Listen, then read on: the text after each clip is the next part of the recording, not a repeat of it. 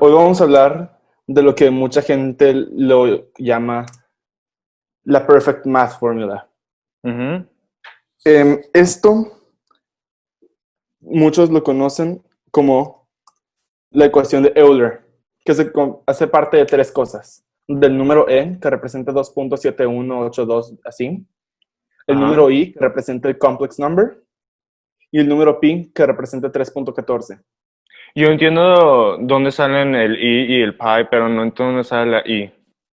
La I, Ajá, el primero. pues bueno, este de acá. Sí, Bueno, ¿de dónde sale? la letra E es un número que representa los patrones naturales. Se utiliza mucho cuando es de las cuentas bancarias. Normalmente las cuentas bancarias aumentan a esa razón. Ok. Y muchas otras cosas de la naturaleza también. O sea, vamos a decir, la cantidad de intereses que le cobras a alguien, normalmente a través del tiempo va a ser esa razón. Y lo hacemos inconscientemente, pero resulta que ese número se utiliza demasiado en las cosas que utilizamos todos los días. Ponle que es lo equivalente al número de Fibonacci, pero más aplicado a lo moderno. Ok. Bueno, y la teoría es que E al poder de pi por I, y luego si le sumas 1 es igual a 0. ¿En serio? Yep. Esa es la idea, ¿verdad? La idea es que si tú tomas el número E y lo pones al exponent de pi por I, va a ser igual a -1. Y luego si le sumas 1, pues va a ser igual a 0. Y pues es algo raro pensar esto porque ¿dónde encuentras -1 ahí, verdad? O sea, ok, tienes 2.7 y luego lo subes al poder de pi y luego también al poder de i, pero ¿cómo terminas con -1? O sea, no tiene sentido. Mm. Entonces, justamente, esta es una ecuación que se utiliza demasiado en matemáticas, pero justamente eso es lo que hace que mucha gente lo vea inútil porque no se siente natural. Sí. Pero bueno, continuando. Bueno, hay tres tipos de personas que sus diferentes perspectivas que tienen al ver este problema. Su primera perspectiva es que entienden estos conceptos, los de E 2.7, I raíz de -1, pi 3.14, pero no entiende cómo todo eso se conecta a darle idea de -1. También está la gente que entiende que están estas fórmulas bien complejas, pero no se siente natural. O sea, ¿qué tiene que ver el coseno con el seno? Hay gente que ni siquiera sabe qué es el coseno y el seno. Y que son esos signos de exclamación y luego sumarle los puntos suspensivos. Honestamente, viéndolo desde una perspectiva de alguien que no le sepa nada de matemáticas, no va a entender por qué si tú tomas la ecuación de arriba te va a dar -1 o por qué te va a dar 0. Y pues está el último tipo de personas que son números. O sea, come on. Que no entienden para nada el concepto de ni siquiera ni qué son los números ni las ecuaciones y todo eso. El Ujú. enfoque que yo le quiero dar a lo que voy a enseñar ahorita es tomarlo desde la perspectiva de no saber de dónde vino el número E, ni el número I, ni pi, ni nada de eso. Es tomarlo desde esa perspectiva natural, intuitiva, que te haga entender ese concepto sin siquiera tener que entender los fundamentos. Y pues bueno, si hay una cosa que primero quiero hacer claro, que E al poder de I multiplicado por un grado, o sea, no sé, 90 grados, 180 grados, alguna cosa de esas, va a ser igual al coseno de ese grado más I multiplicando el seno de eso. Ahora, viéndolo así nada más en letras, así en ecuaciones, no hace mucho sentido. Pero lo que sí hace sentido es ver esta gráfica. Esto es lo que se le llama como un unit circle. Es decir, que si tú tomas el centro, que es 0,0, y le haces un metro o un centímetro de distancia del centro y tomas todos esos puntos, va a ser ese círculo. Entonces, por ejemplo, la distancia de 0 a este punto va a ser igual a 1. Y si luego, por ejemplo, si es de acá a acá, pues como es un círculo, la distancia del centro a cualquier otro lado del círculo va a ser igual a 1. Ujú. Y algo muy curioso de esto es que si tú tomas el ángulo que hace con el x-axis y le sacas el coseno, el coseno resulta ser la distancia entre 0 y esto. ¿Me explico? Sí. Y si tú tomas la distancia del x-axis hasta para arriba, eso resulta ser el seno de este ángulo. Y eso es lo bueno del unit circle, del círculo de 1 metro de distancia. Esto lo que significa es que no importa en qué punto del círculo, la coordenada x va a ser el coseno y la coordenada y va a ser seno. Entonces, regresándonos acá, aquí básicamente lo que estamos diciendo es que si tú tomas e al poder de i multiplicado por 1 grado, va a ser igual a esto, que es lo que quieren dar. O sea, vamos a decir, si yo pusiera 90 grados en el 90 grados, pues haría 90 grados, me daría hacia arriba en el y-axis. Entonces, sacándole el coseno de 90 grados, da 0. Significa que la coordenada de ese punto va a ser 0 en la parte de x. Y si tú le sacas el seno a 90, va a ser 1. Estaríamos hablando de este punto de aquí, donde dice 0,1. Y resulta ser 90 grados. Ahora, si te das cuenta, si yo le pusiera ahorita pi, te vas a dar cuenta que el círculo dio 180 grados. ¿Ok? Básicamente empezó en 1 y cuando esta cantidad de grados en la ecuación es igual a pi grados, va a dar 180 grados en el círculo. Es por esto que da negativo 1 aquí en la gráfica, que es lo que habíamos dicho en la ecuación original, ¿verdad? Que si tomabas todo ese exponente y le sumabas 1, va a ser igual a 0. Y pues sí, negativo 1 más 1 es igual a 0. Pero aún se siente algo medio raro. ¿De dónde salió la e? Porque puedes entender la cantidad de grados, pero ¿qué tiene que ver con i y qué tiene que ver con e? Suena como algo que nada más le pusieron para poder explicar este tipo de fenómeno. Y pues lo primero que quiero hacer aquí está el procedimiento, que si tú le pones pi, bueno, está. ¿Ves la pantalla negra, verdad? Sí. Bueno, e al poder de i al de teta, es igual al coseno de 0, todo eso, ¿verdad? Y habíamos dicho que el coseno de pi va a ser igual a negativo 1 y el seno de pi va a ser igual a 0. Que fue lo que dijimos, que va a dar 180 grados. Entonces, algo muy importante que quiero aclarar es que e no es el número que yo te mostré al principio. O sea, más bien, e es igual al número que está ahí, pero no es el e que estamos utilizando en esta ecuación. Es como decirte, pi es 3.1415, pero en una fórmula estoy usando pi como variable, no como 3.1415. Sí, porque es difícil poner el punto donde termina, ¿no? Exacto. Entonces, ok, e no es igual a 2.718. E es igual a la función exponencial x. Ahora, ¿qué es eso? La función exponencial es... Antes de ver eso, primero quiero repasar algo de factoriales. Un factorial es cuando tomas un número y lo multiplicas por todos los números que son antes de ese.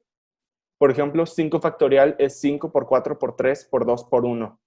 10 factorial, 10 por 9 por 8 por 7 por 6, así hasta llegar a 1. Y pues ahí está perfecto, ¿verdad? La función exponencial es igual a eso.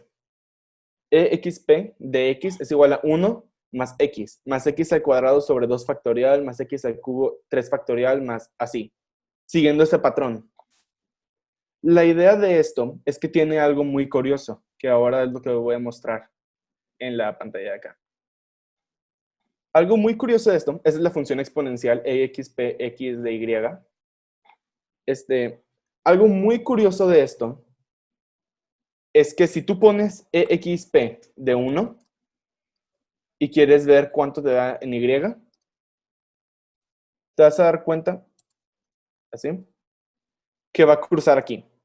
Y que esa línea es 2.718, que fue el número que dijimos al principio. Entonces, es lo primero que hay que establecer. Que exp de 1 es igual a e, el número que mostré al principio. Pero en este caso, la fórmula que yo estoy mostrando no tiene nada que ver con el número 2.7. Tiene que ver con esta función, pero no tiene nada que ver con esa letra e. Bueno, entonces ahora lo siguiente que yo quiero ver es, entonces ahí, si yo pongo xp de 1 y lo pongo a sumarlo, 1 más 1 más una mitad más un sexto más 1 sobre 24, e va a ser igual a 2.78. Ok. Ahora, eso es cierto. E es igual a xp de 1. Pero hay una propiedad muy extraña de esta función. Exp de 2 es igual a pues, la suma de xp 1 más 1. Pues tiene sentido, ¿verdad? O sea, pues si adentro es 2, pues 1 más 1 va a seguir siendo igual. Pero algo muy extraño es que si tú tomas exp 2, va a ser igual a tomar el número anterior al cuadrado. También es lo mismo para exp 3. Si tú tomas exp 1 más 1 más 1, es igual a exp al cubo. Básicamente, cualquier número que esté adentro de la función de xp va a ser exp 1 al poder de ese número que pusiste dentro de la función. Vamos a ver cómo se vería eso. Ok. Y justamente aquí estoy en Jupyter, que es un programa de Python. Aquí lo que voy a mostrar es exactamente cómo funciona la exponential function. Entonces, primero tomas math.exp y pues vas a poner el número que tú quieras, el que te quieras probar. En este caso, pues va a ser 1. Y pues, obviamente, ahí te regresa Python 2.71828 y así te vas. Luego quieres probar exp2, que da 7.38, ok, perfecto. Pero si tú tomas math.exp 1 y lo pones al cuadrado, ¿qué es lo que pasa? Nada, porque Python no funciona de esa manera. Perfecto. Pero no hay problema. exp1, los dos asteriscos representan que es al cuadrado. Más bien representa un exponente. Entonces, una vez que ya le pones esto, regresa a 7.389, que es lo mismo que xp2. Y si yo pongo math xp 1, Espera, está un poco diferente al final porque creo que la primera vez lo rondió, ¿no? Que lo sí, intentaste. Ah, aquí hay bueno. una diferencia, perdón. Hay una diferencia. Python, como no es un humano y no sabe hacer álgebra, solo conoce la ecuación original, la que es de x más 1 más x al cuadrado entre 2 y así, ¿verdad? O sea, es lo que conoce Python. Pero como no conoce el álgebra para poder darte un número exacto, va a tomar la aproximación más cercana.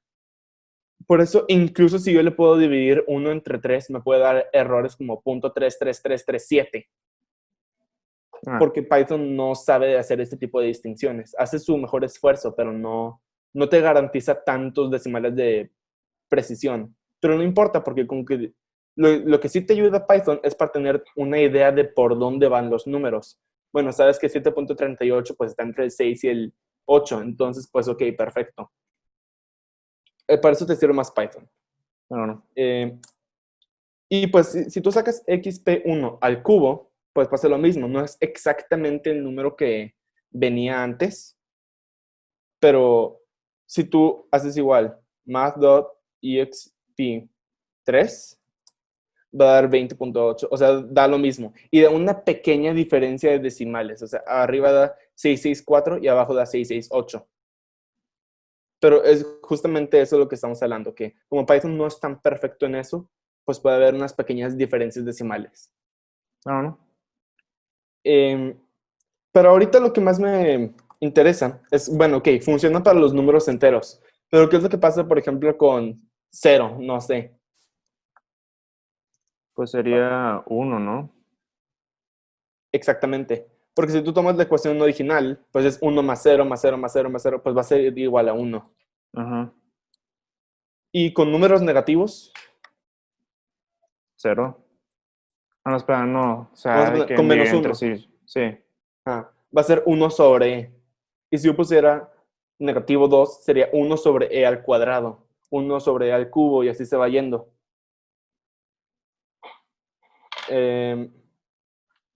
Bueno, entonces pues ya entendimos qué es lo que pasa con números positivos, con cero y con negativo y con negativos. ¿Qué pasa con decimales? No sé, .5. te regresa un resultado. O sea, sí es posible calcularlo. Y hasta ahorita pues todo ha sido perfecto, ¿verdad? Es una función que no importa qué número le pongas, pues va a funcionar. Te va a regresar un valor. Pero ahorita la pregunta es, ¿puedes meter un número imaginario dentro de la función? Mm, no sé. Bueno, pues hay que probarlo. cmath.xp. Cmath, la diferencia es que ahora estoy usando números imaginarios. Es la única diferencia entre mathxp y cmath. Y vamos a ponerle complex. Complex es para decir que vas a usar un número imaginario. Y 0,1. La parte 0 se refiere a la parte real del número y el 1 se refiere a la parte imaginaria. En este caso, 0,1 se refiere a la raíz de menos 1. Nada más esto. Entonces, pues uno diría, pues funciona para todos los números, pero ¿funcionará para los números imaginarios? Y resulta que sí funciona. Sí te regresa un número decimal, que es la parte real, y te regresa una parte decimal del número imaginario. Obviamente, si tú te pones a graficarlo, no te va a mostrar dónde es ese punto, porque en una gráfica como esta, no hay números imaginarios, solo hay números reales. Y aparte estaría muy chiquito, ¿no? Y aparte estaría muy chiquito. Sí. Entonces, justamente por eso, por más que quieras mostrarlo, pues no te lo va a mostrar ahí. Por cierto, si te das cuenta, aquí viene la J, pero es la representación del número imaginario dentro de Python. No. Ok. Entonces ya nos dimos cuenta que si tú pones un número imaginario dentro de la ecuación, sí te va a regresar un número, ya sea real, imaginario o complejo. Pero ahorita lo que yo quiero ver es, pues, cómo funciona esto, ¿verdad? Entonces vamos a ponerle, igual, así como probé con diferentes números decimales y todo eso, quiero probar con qué números decimales de i me funciona, cuáles no, que si negativo, que si positivo, que si es cero. Entonces, si algo que te das cuenta es que puedes verlo de esta manera. Así va.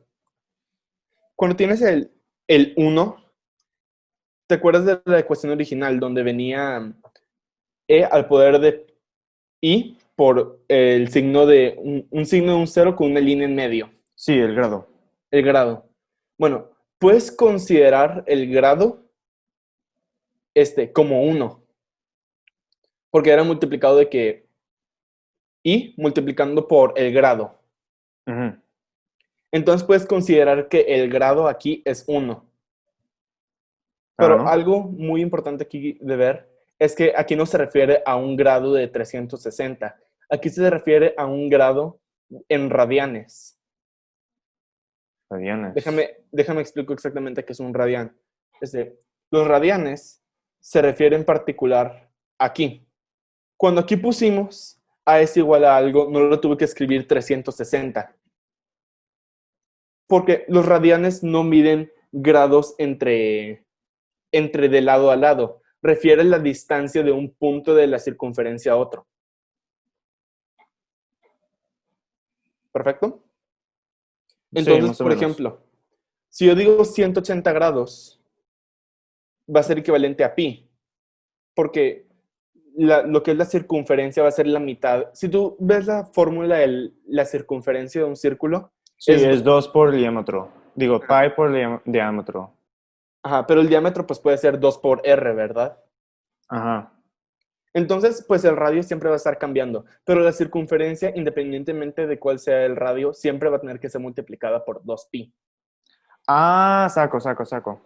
Entonces puedes decir que 2pi es igual a 360 grados. Sí, yo entiendo. Por eso de que Entonces, el Python te hace la mitad. ajá. Entonces, pues eso es algo interesante, ¿verdad?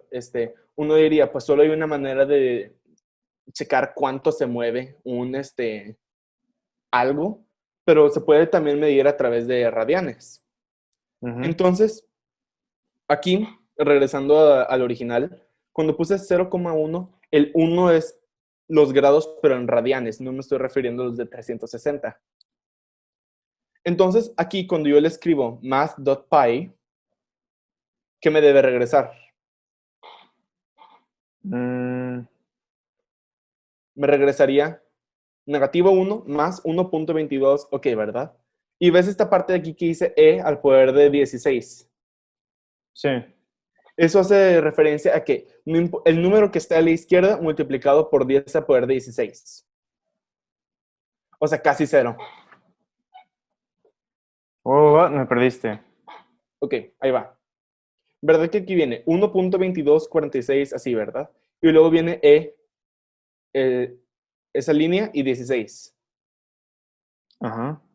Bueno, eso representa que va a ser multiplicado el número de la izquierda, el 1.22, va a ser multiplicado por 10 al poder de 16, o sea, el número Ah, que está ya, ya, acá. ya, ya saqué. Mueve el punto Ah, decimal. Sí. perdón, al poder de negativo 16. Ah, sí, lo hace más chiquito. Es este Scientific Notation, sí Es recuerdo. Scientific Notation, pero para Python y programas de esto. Entonces, si te das cuenta, pues ponerlo al poder de negativo 16 es dividirlo entre no sé cuánto, dividirlo entre uno seguido de 16 ceros. Es decir, va a Ujú. ser un número muy chiquito. Sí. Y ese es el tipo de imprecisión que tiene Python, porque aquí en realidad la respuesta es exactamente negativo punto uno, no, negativo punto cero, que fue lo que nos mostró en el gráfico acá. Cuando das 180 grados terminas en negativo 1 y el otro número termina siendo cero. Ujú. Pero sí, esa es una de las imprecisiones que tiene Python.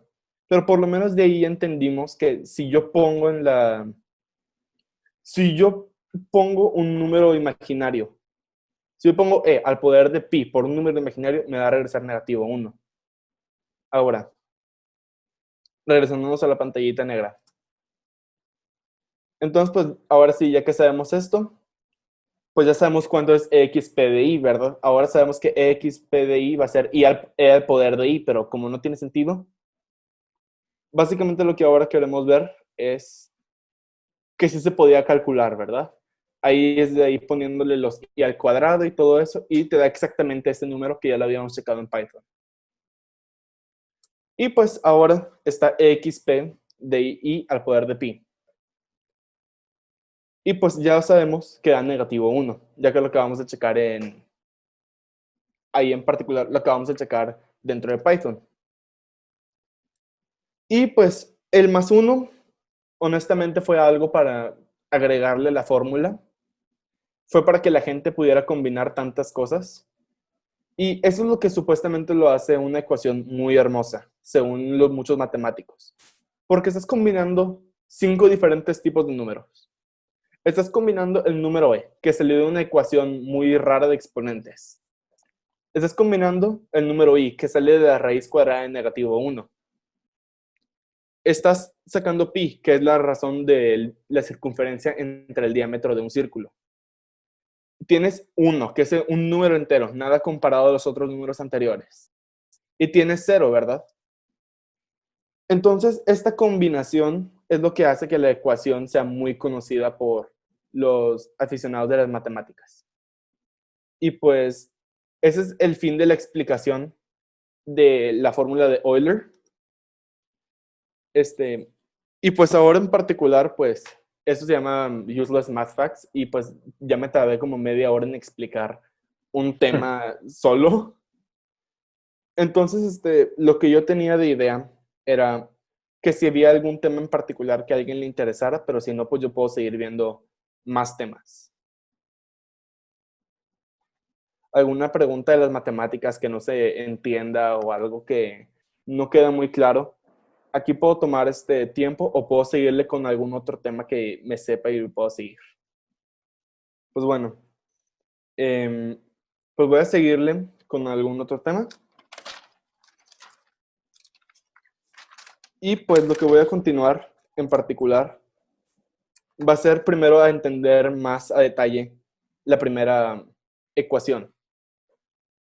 Porque es muy sencillo simplemente decir, sí, coseno de este ángulo, seno del otro, pero tampoco se siente muy natural eso. Porque eso que tiene que ver, ¿verdad? ¿Cómo puedes asumir que siempre X va a ser la coordenada coseno de ese ángulo? O por qué tiene que ser el coseno de ese ángulo? Bueno, principalmente, pues tiene que ver con las principales reglas de la trigonometría. Podemos hacer unas primeras definiciones que son, es SOHCAHTOA, Sí, que todos que hayan tomado por lo menos alguna clase de trigonometría lo han escuchado alguna vez. sí, Entonces, aquí es el SOHCAHTOA, que es el seno, que es igual a hipotenusa sobre, opuesta sobre hipotenusa. Coseno es igual a adyacente dividido entre hipotenusa. Y la tangente es lo opuesto contra la adyacente. Ahora, con lo que tomamos al principio, que es de coseno de x más y multiplicado por sin x, por ejemplo, hace referencia a estos dos primeros, lo que es el seno y el coseno. Esas son definiciones, no vienen en particular de algún lado, pero eso sí es muy cierto, que cualquier triángulo que comparta los mismos senos y cosenos van a ser triángulos similares, no van a ser iguales, porque pueden variar en números, pero por ejemplo pueden ser triángulos similares. Bueno, entonces, aquí lo que están haciendo es que esos dos triángulos son similares. Tienen medidas diferentes, aquí es 6.47, acá es 3.72 y así, ¿verdad? Pero comparten los mismos grados. Aquí el ángulo A es 70.94 y el ángulo D es 70.94. Básicamente lo que significa es que tienen los mismos senos, mismos cosenos, mismas tangentes. Entonces, básicamente lo que quiero ver ahora es de dónde viene justamente eso, lo de por qué seno más seno, ángulo más esa cosa, coseno, ángulo más y por seno, ángulo, me va a dar igual a ese punto en la coordenada, ¿verdad? Entonces la siguiente cosa que quiero ver, entonces, pues quiero escribir la fórmula original, ¿verdad? Por mientras lo voy a dejar vacío y luego vamos a ver otros números.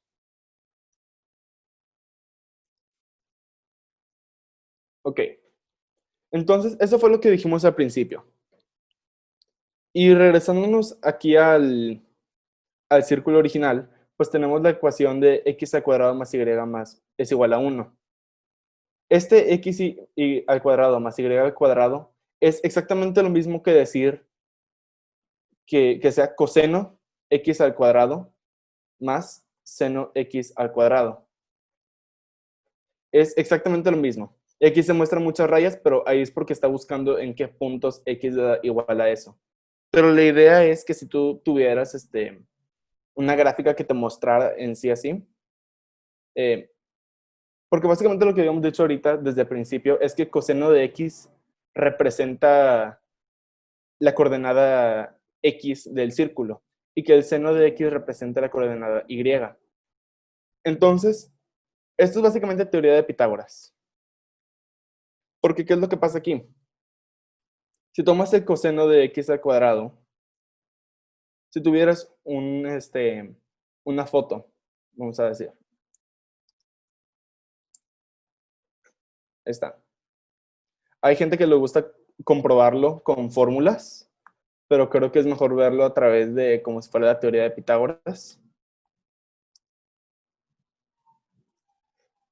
Y básicamente es esto. Si tú tomas un ángulo X y tomas el lado opuesto que va a ser A y el lado adyacente que va a ser B, y pues esta hipotenusa pues va a ser R. Entonces aquí lo que muestra es que si tú tomas esto, pues ok. Básicamente si tú lo comparas a la teoría de Pitágoras, pues sí, A al cuadrado más B al cuadrado va a ser igual a R al cuadrado. Y pues acuérdate que si R resulta ser 1, como en el unit circle de acá, R en este caso del radio es 1, pues entonces te das cuenta que los lados A y B, pues dijimos, el lado opuesto al ángulo pues va a ser seno y el lado opuesto va a ser seno y el lado adyacente va a ser coseno. Si tú lo haces al cuadrado, esos dos lados va a ser igual a R, que en este caso si R va a ser igual a 1, estamos diciendo que seno al cuadrado más coseno al cuadrado va a ser igual a 1. Y pues de ahí sale esa parte, ¿verdad? Ahí relacionando la primera parte que fundó todo el resto de lo que vimos ahorita. Todo esto también se basa de otra cosa, ¿verdad? Comparando la teoría de Pitágoras y todo eso. Y pues básicamente creo que ya cumplí mi objetivo de hacer que esto se sintiera un poquito más natural. Y pues creo que ya es todo por hoy. Muchas gracias a los que vinieron.